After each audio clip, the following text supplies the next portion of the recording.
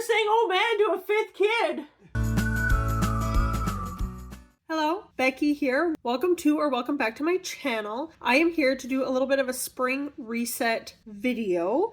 I have seen a few people do this last year, and I think it's a really great way to motivate myself to clean and organize, a way to do just a little bit more than the usual sweeping and dishes and laundry and stuff. So spring is sort of here. The first day of spring on the calendar was March 19th, and I think it snowed the 20th or something. A lot of snow. Now it has warmed up. Yesterday I think I got up to plus 16 or something. It was really beautiful out, and today it has rained for most of the day. So we are in that fun stage of Alberta spring. So it's a perfect time to do a little bit of spring cleaning and going through all of the stuff, especially clothes. So I have done some B-roll cleaning, sped up video footage stuff that I'm just going to kind of do a running commentary on and show you the cleaning process and everything, and talk about what I was doing, why I was doing it, and any tips that I have seen along the way that have helped me. So let's jump into the video.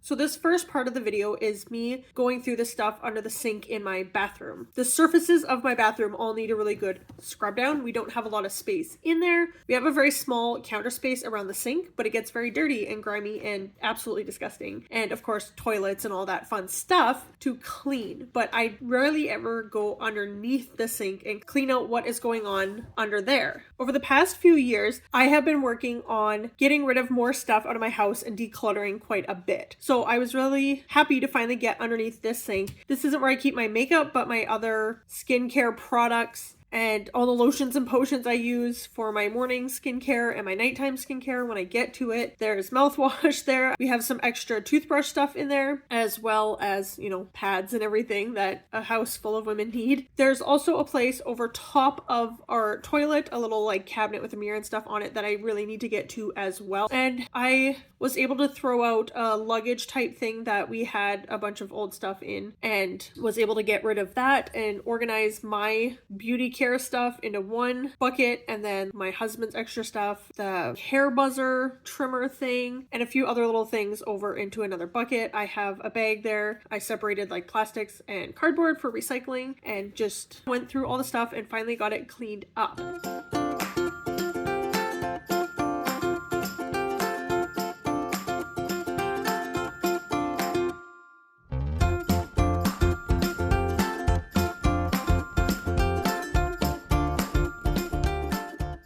Next, my challenge was to start on this hallway. This hallway is in our basement leading to the laundry room. You can see the door at the very back there where the furnace is. That's our laundry room. And I've just grabbed a garbage out of the storage room there that's on the left. And I'm just going through what gets put in a hallway like this, where we just throw a bunch of stuff we don't know what to do with. Usually our storage room is just crammed full of stuff, but like I said, over the past couple of years, my husband and I have really been doing some deep cleaning, and he's gotten rid of a lot of stuff out of there. So along this hallway, I just had a few extra things. I have buckets for my kids' schoolwork and art projects and stuff that I want to keep that I've been going through. I have another video that talks about that a little bit and going through those a little bit. I need to do it a lot more. I have a few other little Christmas things that have been put out here, and you can see the tube for our air conditioner that we use in our bedroom, and we have one in the living room that we use. I think we need to buy a new one actually, because one of them is absolutely just destroyed. I found some Easter decor and spring decor stuff that I was happy to finally be able to bring upstairs just in time for the Easter weekend. So I'm glad I was able to find that in time. This downstairs area is still an absolute disaster, and I need to do even more cleaning down there as always. It's just hard to find the time with a toddler. My baby was going down for a nap at this point. Toddler, baby, they're interchangeable. He's the baby of the family, so it'll stay that way forever. And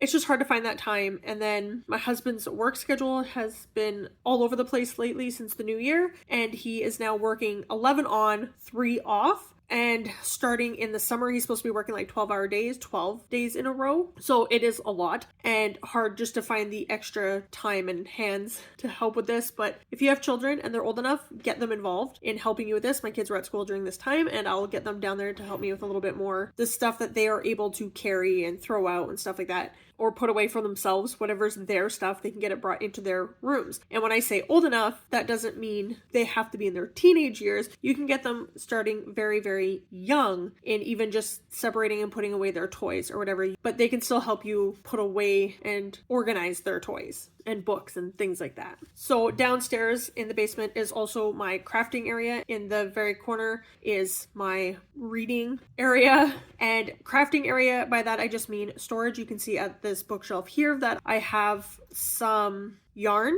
in buckets and my cross stitching stuff mainly, and then a little bit of like pens, markers, tape, scissors, things for, you know, general crafting. I have a 3-tier cart you can kind of see in the back there that used to have crafting stuff on it. Now the top has books on it, and then some crafting stuff below that. All things I desperately need to work on. You can kind of see in the right hand corner of this video that there is a bucket and some fabric and stuff on it. That desk table storage thing that is there I want to get rid of. I was thinking of saving it for using in the storage room possibly, so I got to clear that off. There's no room for it in this main living area in the basement. Comment down below what you do to help keep you motivated when it comes to cleaning and organizing your house.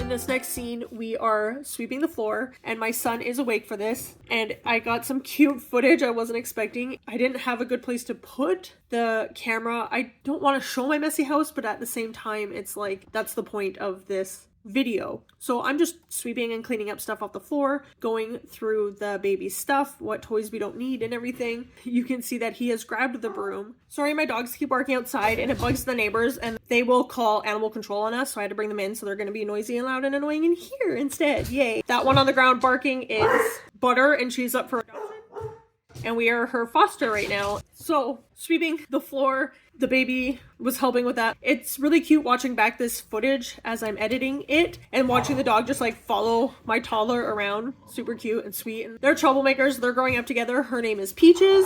They are 5 months apart in age. My son is about 5 months older than she is, so it's really cute to watch them just growing up together, and we got her when she was about 3 months old. The daily struggle of just keeping the house clean. This is not a spring reset thing. This is like a daily reset thing. We had guests over for Easter dinner on Saturday, March 30th, kind of between Good Friday and Easter Sunday. We decided to do the dinner so that we'd have like a day to relax and recover from having like a whole bunch of people to our house on Saturday. And we must have swept like Thursday, Friday, and then Saturday morning we must have swept like 7 times, plus mopped at least once, maybe twice. And Saturday, when everyone went home, the floor was gross again because I bought crayons so that the kids could color on this like tablecloth that I bought from the dollar store, but like a table covering, and it's paper and you just color on it. And I bought a couple packages of crayons from the dollar store for it. And of course, the baby just threw them all over and the dog ate them. So there's like little crumbs of crayons all over the floor, and, you know, just people dropping food and stuff. It was our friend's son's birthday. He turned 13. So there's birthday cake and, you know, there's kids running around, all this fun stuff. So the floor was an absolute disaster. Sunday, it was disgusting. Today is now Wednesday, April 3rd as I'm recording this part, and the floor is just absolutely disgusting again. It's been raining in our backyard. Our backyard is a complete disaster and it's just like mud and dirt, and the dogs are loving it. My floor is not loving all the dirty, muddy footprints. We definitely have to break out the mop again tonight and mop it all up once the dogs have gone to bed. I was trying to wipe the dog's feet when they came in, but it's like impossible with puppies. Butter, that we are fostering, she is 7 months old right now.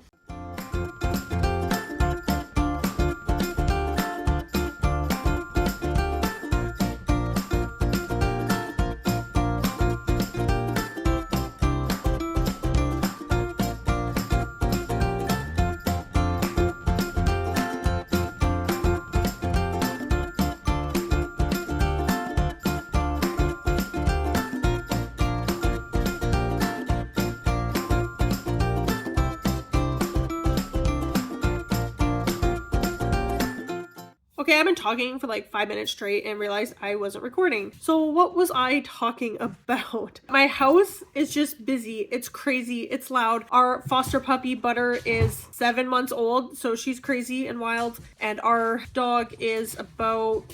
Her birthday's around July, and it is now April. She's about almost 2. She'll be 2 in July. So they're very young and hyper, and I have 4 children living in this house. That means dirt and mess and chaos, and this house is never going to be perfectly clean. I want it clean. I want it tidy. I want it to smell nice in here. I want people to be comfortable coming to my house. I want my house to be a safe, peaceful place. And I don't mean peaceful like just quiet and serene and like you're going to a spa, but like they have a sense of peace and love and joy when they come into our home, that they feel welcomed, and good hospitality. The Bible says that like hospitality is a gift. If you have the gift of hospitality, and I may not personally have that gift, we can all practice all of the gifts, but we are given specific gifts that we are just naturally good at, and it's not a lot of hard work for us. I don't think I necessarily have the gift of hospitality, but I want to be able to be a safe and loving environment for people to come into. I also just want there to be peace in my home, just for me and my family. I don't want us to live in clutter and mess and strife and a non-peaceful environment. Obviously, I want us to have peace and joy and happiness within our home. And part of that is keeping the house tidy. It's never going to be spotless. We live here. It's just the way it is. But I still want things to be neat and tidy and livable and not an absolute embarrassment when people come to our homes, especially unexpectedly. Now, there are things like you can see when I'm doing the dishes that the counters are dirty, and we are trying to teach everybody to own their mess. That's the way my husband put it. Own your mess. For example, my children are really bad about, they pour a bowl of cereal falls on the counter around the bowl.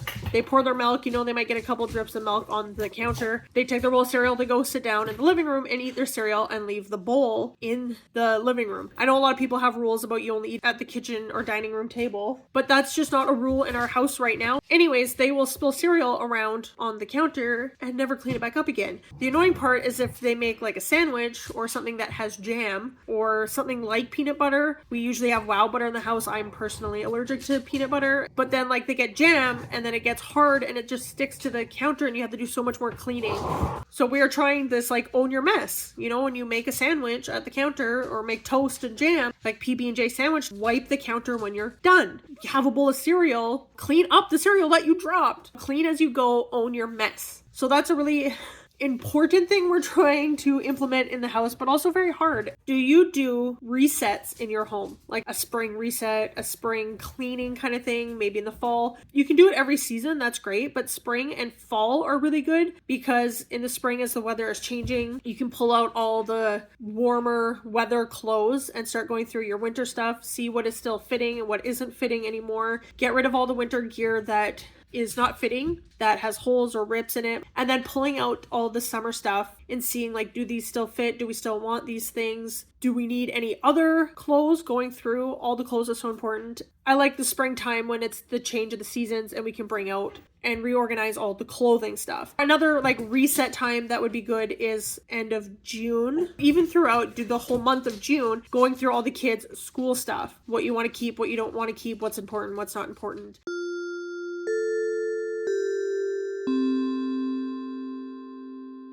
Making sure everything's filled out if they're going to school next year, all that good stuff. And then in September, end of August into September, reset time when kids are going back to school, you can go through, like even at the end of August, through all their summer clothes and stuff and see, again, what has holes in it, what can you repair, and are you willing to repair it? Don't hold on to things thinking I can repair this, knowing that you never will, because I do that and I don't have the time for it. And then what do I do with all these things that just have holes in them that I could repair, but I just don't want to or don't have the time to? So go through that stuff, check their backpack.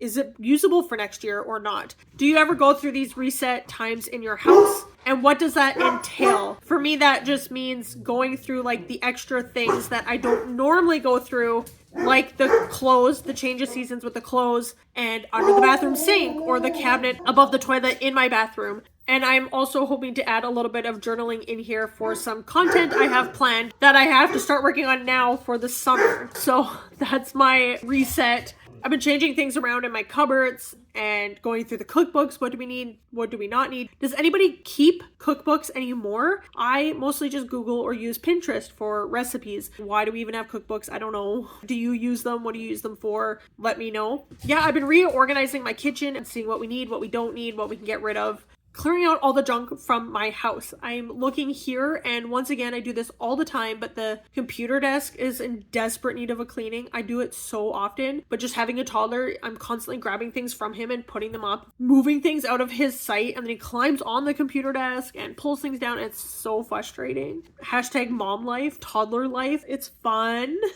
Very frustrating. So that's something I need to go through. You can see in my closet cleaning and laundry folding thing that I am doing that we're at that weird stage of the seasons turning over where it can still get very cold, but also be very warm. Like yesterday was plus 16, today was windy and rainy. So it's hard to know what to pull out and what to put away when it comes to the long sleeves and stuff like that. Obviously, you should always have at least one sweater out all year round because it can get cold here any time of year, but usually it's not gonna, snow in the middle of June, July, or August. So all the big, thick winter gear stuff can be put away at this point. I say that, but it snowed like a week ago, and it will snow all the way up till like May long weekend sometimes, so we'll see. I'm just starting the process of going through all the clothes and what I'm putting away, what I'm getting rid of, and what I want to pull out. So that is the journey so far, and then hopefully soon I will be able to go and do some of my content planning and book journal planning.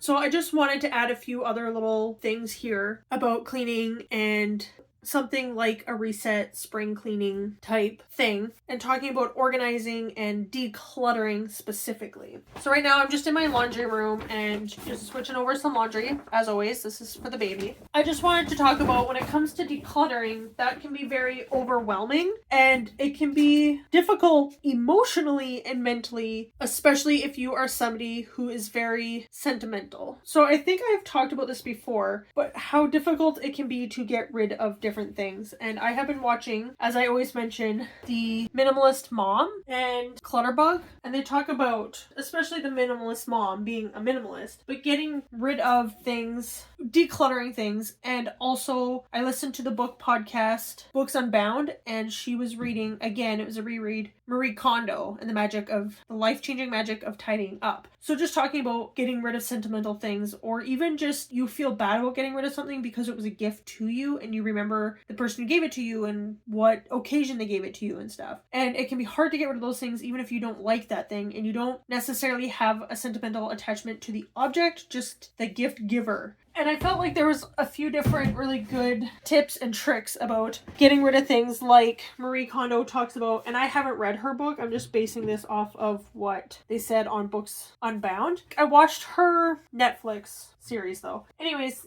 when somebody gives you a gift, they don't want to cause stress in your life, obviously. They're trying to bless you with a gift. And sometimes the gift itself is just the act of giving that gift. Like people whose love language is gifts, they'll tell you it's the thought behind the gift, not necessarily the gift itself. And that is very true. And sometimes it's a gift that you had and you enjoyed for a while, but it's served its purpose. You don't need it any longer. You've outgrown it. Your tastes have changed, whatever the case may be. Or maybe it's just a gift you don't want or don't like, and they're just trying to bless you, right? So you can take that idea that the thought and the act of giving the gift is the gift itself, and know that that person, and you don't have to tell them that you're getting rid of their gift, of course, but that person doesn't want you to be stressed out about the gift and have negative feelings connected with that gift, right? So just give it up.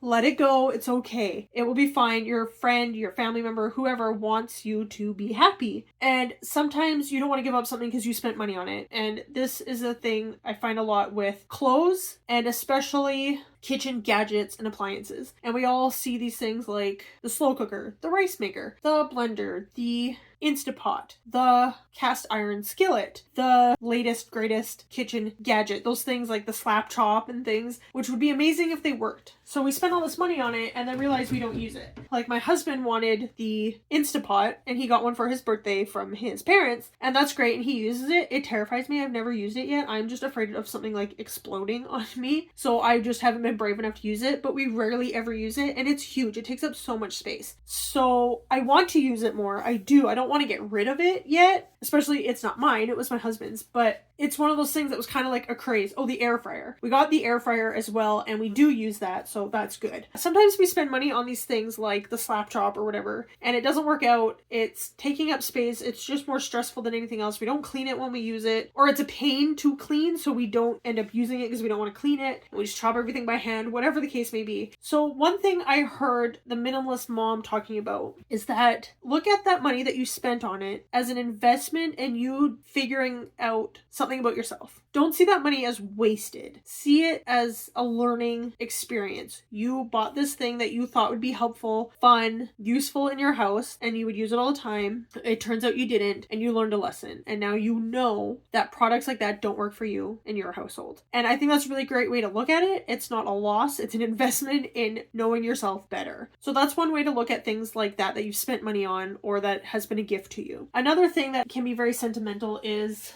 children's stuff, their toys, their clothes, especially things when they're little tiny babies that we have. And it can be hard to get rid of those things. I'll give an example of what I did with our clothes for our babies. We never found out the gender when we were pregnant. When we got pregnant with our first, we decided to buy all the major things as gender neutral because we assumed we would probably have more than one child. When our baby was born, it was a girl, we had a baby shower after she was born, so it was like an explosion of pink. It didn't matter that we didn't buy gender specific clothes, right? Anyways, as she was outgrowing all her clothes and everything, I kept a lot of it knowing that I wanted to have another child. And I always felt like no matter what gender we had first, I would have 2 of that and then possibly a third of the opposite gender. And I was right, we did. We had 2 girls and the third was a boy and the fourth one was a boy. But I saved a lot of the clothes because they were just cute and adorable, and who doesn't love little baby clothes? They're so sweet. And then when our second was born, I pulled out all those cute, sweet, fun clothes again, and she got more clothes herself. And then as she was outgrowing it, I started getting rid of more that I wasn't fully in love with, or if they had really bad stains or rips or whatever in them. And then we had a boy, so now we bought all these boy clothes. After our son was born, I went through the baby bucket again, the girl's baby bucket, and got rid of even more clothes. And then had another bucket for the boy clothes and saved all that. Just in case, maybe, possibly we had a fourth baby, but it wasn't 100% sure. We weren't sure if that was happening yet, right? And then a few years go by. My friend's daughter is going to be 3 in a couple of days, and my son is 8. So she got pregnant and didn't know if she was having a boy or girl, so I pulled out some of the cute little girl things that I didn't mind if I didn't get them back, and some of the boy things that I didn't mind, and then a few gender neutral things, and I gave them to her, and I was like, use what you want, donate the rest. She had her baby, and I got pregnant like the same month. Like, we were probably missed being pregnant together by a couple days, and it was unexpected, and there's a 6-year, 4-month difference between our third and our fourth baby. As the years went on and we didn't have a fourth baby, I got rid of even more boy clothes and girl clothes because I was like, okay, we're probably not gonna have more kids, but I still kept my favorites. And then we did have a fourth baby who was another boy, so I was so excited that I kept my favorites and they were able to be used. Now, as he's getting older, chances are we're probably not gonna have a fifth, but I'm not saying anything written in stone. What? Dominion.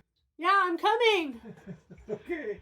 I'll be right up. All right. I thought you were saying, oh man, to a 5th kid. Yeah, I gotta go because we're trying to play a game with a friend. But I was really glad that I had kept those clothes. Now, chances are we're not gonna have a 5th baby. But again, I'm not gonna say anything because you say that and then you get pregnant, right? And yes, I know how you get pregnant. I understand how it works and how to not get pregnant. It just, anyways, that's not what this video is about. But having 4 kids now, I've gone through the 2 kids buckets, the girls bucket and the boys bucket again for like the 5th or 6th time in the past 12 years, and I have now whittled it down to 1 bucket, and it's like a normal regular sized Rubbermaid bucket with all the kids' clothes. I've kept some of my absolute favorite things, and we, with every pregnancy, got a Build-A-Bear built for the baby. So I've been trying to put like their newborn go home outfit on that bear for them that they can keep when they get older, kind of thing. So all of that big long-winded story just to say that it's okay if you have a hard time getting rid of things. Just pack it all up into a box, into a bucket if you can. Try and make it like a waterproof type thing to keep it safe, and just put it away so it's not taking up space in your drawers. But if you're not ready to give it away, don't put that pressure on yourself. I'm giving you permission to hold on. This is kind of weird, right? Like, most people don't say this, but I'm giving you permission to hold on to the stuff you're not ready to get rid of. Just pack it up and put it out of the way so that it's not stressing you out as clutter if you find that it is stressful. If it's not stressing you out, just leave it. Like, you don't need to change your life. Like, don't change it if it's not broken, right?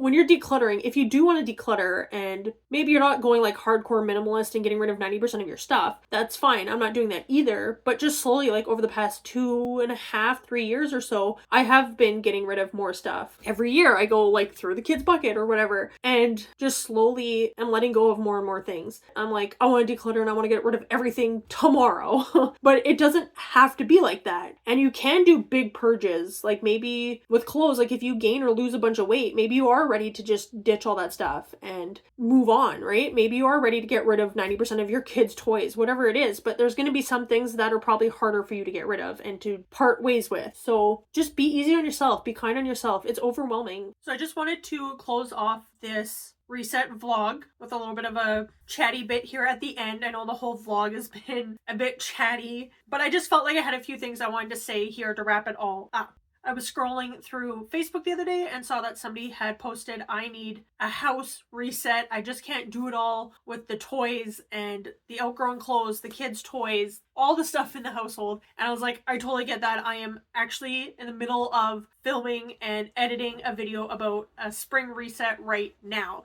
I feel like I talked a lot in this vlog about what I was doing and why I was doing it, but I just felt like I should add a few more little tips here at the end. My last clip you saw, I was talking about kids' clothes and slowly going through the process of getting rid of baby clothes, how it is okay to hold on to some things, and you don't have to get rid of 90% of the stuff in your house all in one weekend. It can take time. Days, weeks, months, years of time of going through things, and it is okay to go through them layer by layer. I am not an expert in minimalism or decluttering or cleaning in any way whatsoever, and there are lots of amazing people out there on YouTube sharing tips and tricks and all of that good stuff. So definitely look them up. And I will have the Minimal Mom and Clutterbug linked down below in the description as well, and that's where I get a lot of my information from. From what I have learned from those ladies and just my life through lived experience, I just wanted to share how and what to declutter, I guess. I very easily get overwhelmed with the stuff in my house and how much is there, and I see all of the stuff piling up around me and I'm completely overwhelmed and I don't know where to start. And you would think like it'd be easy, just walk into the kitchen, see the dirty dishes, start cleaning the dishes. But my brain is seeing the dirty dishes and the dirty counters and the dirty floor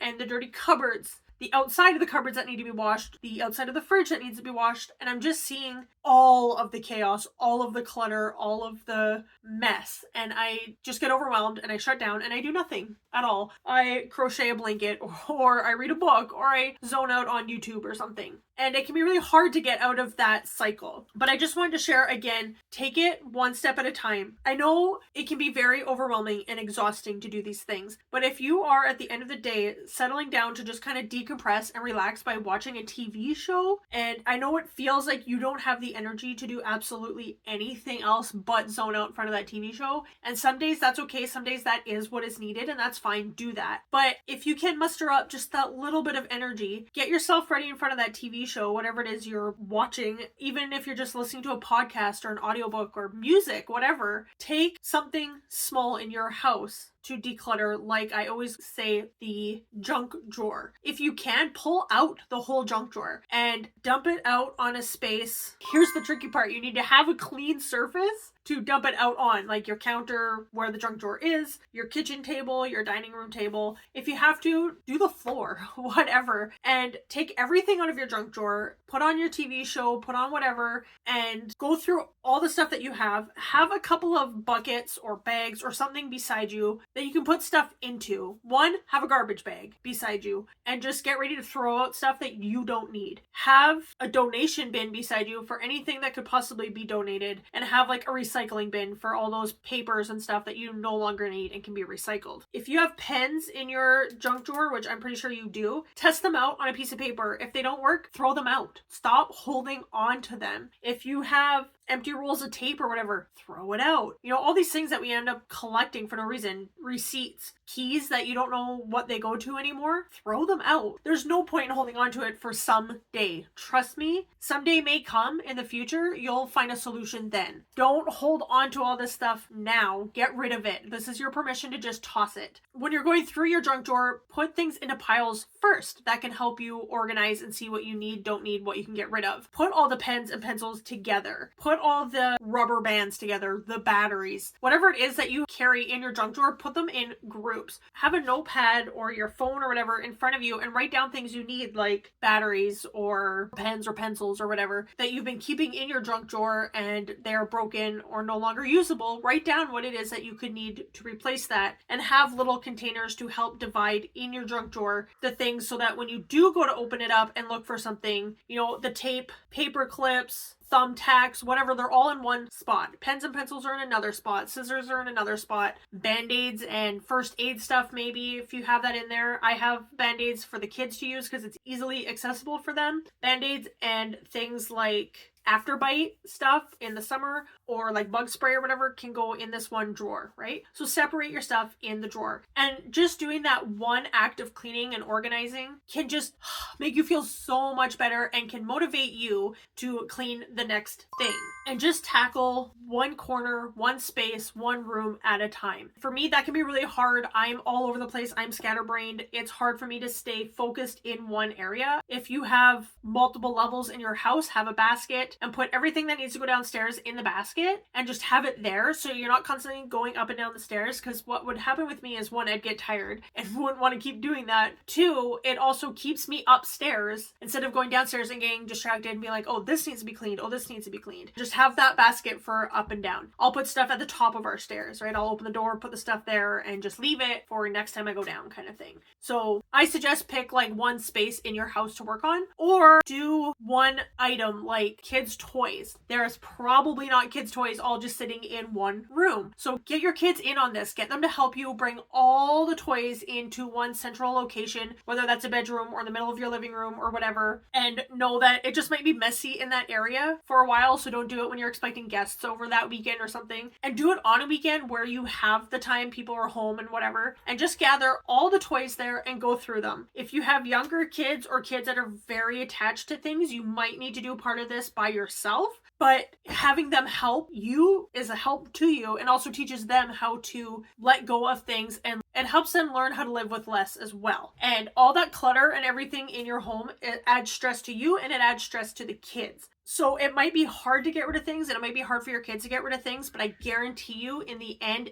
everybody will be happier with the decisions that you make. Get rid of the toys that are broken. Maybe you have a few favorite toys that need batteries and you've been putting off getting batteries for them. So put those to the side, write down what size batteries you need and how many you need, and say like, I'm going to fix these after we go through these other toys. Go through the teddy bears and say, you know, like you have 300 teddy bears, pick 2 or 3 that are your absolute favorites or whatever, and let's go through and see what we can get rid of. Go through your kids' books as well. Is there things that they have outgrown? Is there stuff that's torn, ripped, books that just had something sticky fall on them and you can't open them and the pages are ripping? Get rid of it. I know it's hard. I'm a bookish person. There's things that we're all sentimental about. I love teddy bears and books. I am more likely to buy my kids tons of books and teddy bears, but there's always stuff you can go through and get rid of, and have your kids help you in those decisions, and ask them like, do you play with this? And they'll be like, yeah, of course I play with it, because it's new and exciting to them, because they haven't seen it in 3 years. But if it's not age appropriate for them, they've outgrown it, you haven't seen them play with it for a while, get rid of it. Another tip you can do is tell your kids, okay, get a big giant Rubbermaid bin. It doesn't have to be Rubbermaid,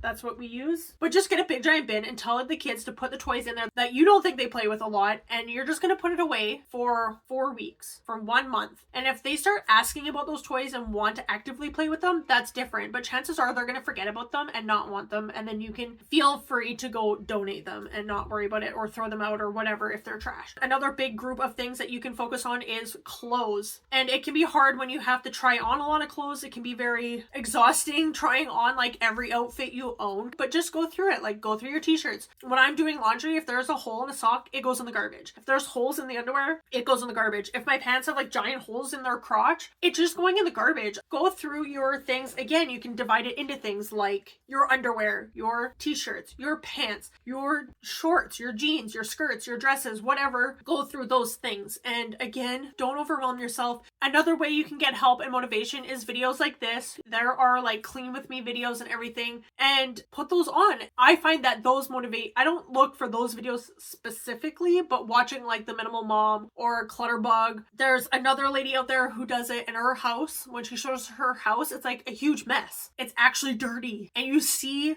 her cleaning and you see it getting better and you see her making the piles and everything. And it's so refreshing. And I love that. And it is very motivating. It makes me want to do those things. Even if I am just sitting at the computer watching a video and cleaning the stuff around the computer or just within earshot and eyesight of the computer, which is in the living room. So I can put something on and like sweep and wash the dining room table or whatever. So get other people in your house involved, your spouse, your children. Have a friend come over. I have a friend who loves to clean. There are people like that out there. They exist. And she'll come over and help me. And you can even offer to go to their house too, right? Like, hey, you have a lot of laundry to do this week. Let's go do laundry at your house and I'll help you fold while we watch a show or just chat or whatever. And you come to my house and we can do dishes or whatever, right? You can find people that are willing to help and it's more fun and gets done faster the more people you have helping. Throw on like dance party music and have your kids helping you with the sweeping and the mopping and cleaning things up and make it a game, make it a challenge, whatever. I've talked so much. I talk so very much. This could be like a whole series on my channel. I should make a whole series about this. So I wrote down a few things here about like what can be involved in a spring reset for you, for your household, for me. Just because this video ends doesn't mean the resetting and the cleaning and the organizing ends. It's going all the time, all year. I'm just in the mode for it right now. It's like when you're pregnant and you're expecting a baby and the nesting thing kicks in. I'm not pregnant. I'm not expecting a baby, but the nesting is kicking in hard right now. I don't know why. I think it's just spring and I'm excited for it. If you're a bookish person like me, book unhauls. Go through all the books on your shelves and look at what you've read that you're never going to read again, that you don't care about, that was not very memorable. Get rid of it. Look at the books you've had on your shelf for years and years and years and be honest with yourself. Are you going to read them? And again, don't stress out like I have to get rid of half my books or something. No, you don't have to get rid of a single book at all. Just take the time to sit and look at them and decide, is there something here I can get rid of? And remind yourself, I don't have to get rid of anything. It's okay. I'm just looking to see what I can get rid of. These reset kind of videos for me, as I was talking about in the beginning, is more about deep cleaning. It's not so much about daily, weekly chores that need to get done all the time. Constantly. Our kitchen is an absolute disaster. It is disgusting. Our laundry is constantly piled up all over the place, all of the time. For me, the spring reset is the deeper cleaning stuff. Like I mentioned, going under the bathroom sink and cleaning that out. I went into the cabinet above the toilet and I cleaned that out and reorganized it. I am going through all my crafting stuff over here in this corner and I'm organizing all the crafting stuff right now. I am gathering all the stuff for donation. I always have a box for donation stuff on the go and just getting to the cleaning stuff that doesn't get done because it's not a priority because, you know, our dishes need to get done because we eat off of them. We use them every day. Our counters need to be wiped down. I need to clean down the oven top in order to cook. So that stuff is getting done all the time, but I'm not always going underneath my bathroom sink. Another thing I wrote down about